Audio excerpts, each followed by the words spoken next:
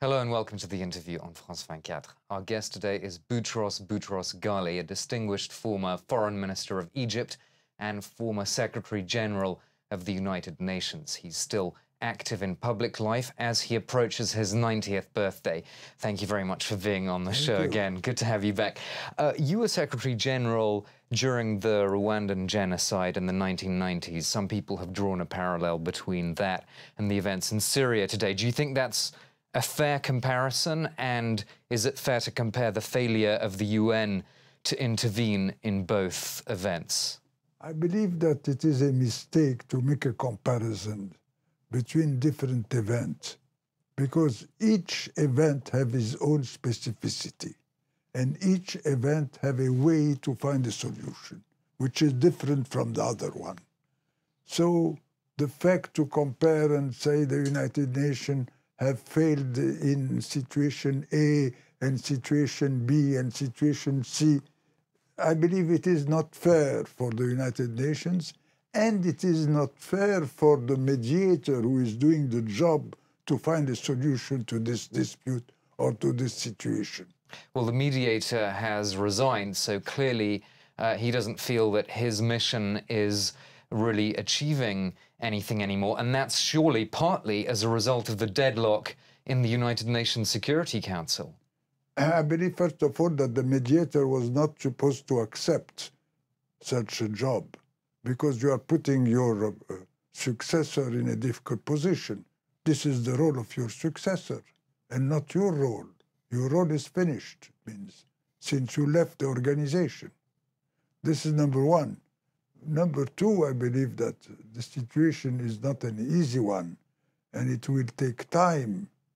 And unfortunately, the population of Syria is suffering and will continue to suffer. So you don't accept that the UN has failed on Syria? You think it's done as well as it could have done? I don't say it has failed, because it failed, it was not able to have a resolution due to the Soviet to the Russian veto and to the Chinese veto.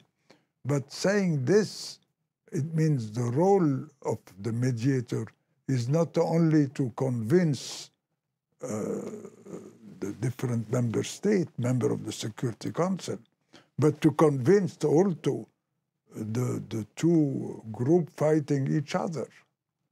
So this is the role of the mediator. Well, given that there was really not much hope that the UN observers on the ground were going to carry out that dialogue or oversee a dialogue between the two sides in Syria, would you have liked to have seen a sanctions resolution passed against the government of President Assad? I don't know if sanction would have solved the problem. I believe that what was important, if you could be able to obtain a kind of armistice, a kind of ceasefire as a first step.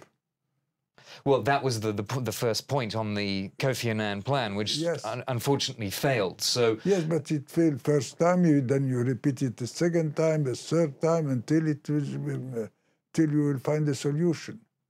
The two sides in Syria, they don't see an incentive for anyone from the outside to stop their own dynamic. Really, to be very honest, I have not followed all the details of what happened in Syria. I know that it is a disaster for the Syrian people. It may have an impact on a country like Jordan, on a country like Lebanon, on a country like Iraq, which will complicate the construction of peace in Iraq. And it projects a negative image of the Arab society, of the Arab world. So it is a disaster not only for Syria, for all the Arab community. Iraq, you think, is the most in danger immediately? It is very difficult to know who is in real danger. It will appear suddenly without, by accident, but you can say that Jordan may be in danger. You can say that Lebanon is in danger. You never know. You may even have problem in Turkey. So what's the solution? You think the next envoy should continue to push for a ceasefire, no matter how many failures there have been so far, yes. continue to push for a ceasefire? Those kind of solution cannot be found since in a week. It takes time and time again. But how much time and how many lives, Mr. Boutros-Ghali? Because we did see in Yugoslavia the Srebrenica massacre was a tipping point. Unfortunately, yes, you just take Yugoslavia, take Darfur, take the south of the Sudan, take what happened in different parts of the world. So it never be solved. Take South Africa. It take, I don't know how many generations to solve. So it will take time. It is a civil war. You cannot find a quick solution to a civil war. You may find a ceasefire in region A, and then a second ceasefire in region B, and then the whole system collapses, and you begin again. Do you have any sympathy for the Russian argument that Russia is not protecting Assad? The reason he's there is that he's supported by a part of his population, and therefore it's not really about Russian support or lack of support. I have no sympathy for anything. For me, what is important is if we will be able to find a provisional solution as a first step. Okay, so ceasefire obviously still would be the first step. Let's talk about events in Egypt with the announcement of a new cabinet this Thursday. Do you think we're now seeing the right balance between President Morsi and the military? As you have used the word balance, per definition, the balance is never the right one. Well, sometimes a balance will always move. Until you find a point where you stay still. Yeah, yes, but it is a temporary. I hope so, because we need security in the country. We need the return of tourism. We need that the people begin to work again. And the whole life we have a real basic problem, economic problem, which will take a lot of work to solve. What's your reading so far of the political transition? I mean, is it moving to where you want it to be? It is a question what I want to wait up. For me, what is important, if you can find, again, even a provisional solution. The provisional solution being the first step. And then on the basis of this first step, we move to a second step, a second step. I say, the problem is that due to this new international culture, we are always in a hurry. We believe that a solution can be found in 5 minutes. If in a hospital, you need 2 years in a hospital to get cure of your disease, what about a nation? So it takes time.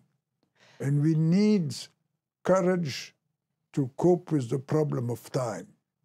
And also courage to face up to certain realities of the past. For example, the theft of public assets. According to the Illicit Gains Authority in Egypt, there are $11 billion to be recovered around the world from former officials of Mr. Mubarak's government.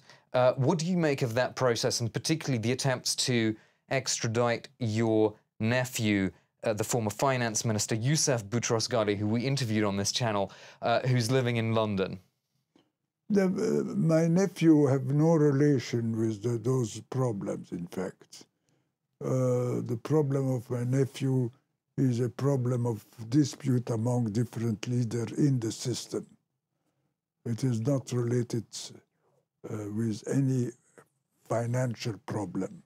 Is that your view of the other people that have been actually convicted in Egypt of embezzling money, who are now in the Tura prison in Cairo? I cannot give you a general answer. Each case has its own specificity.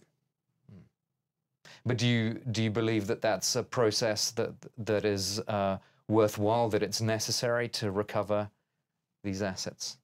I don't know if it is true or not, first of all. But do you believe that the justice system that has been carried out so far has been fair, at least in certain cases that you know about? I cannot give you an answer because each case has its own specificity. So you cannot give a general answer like that. Okay. One final question, if I may. You're from a Christian minority in Egypt. Are you worried about the future of Copts in your country? No, the Copt and the Muslim have lived together during the last 2,000 years, and there is no reason why they will not be able to live together in this new globalization. Forget, now there is a drastic change. You have minority all over the world.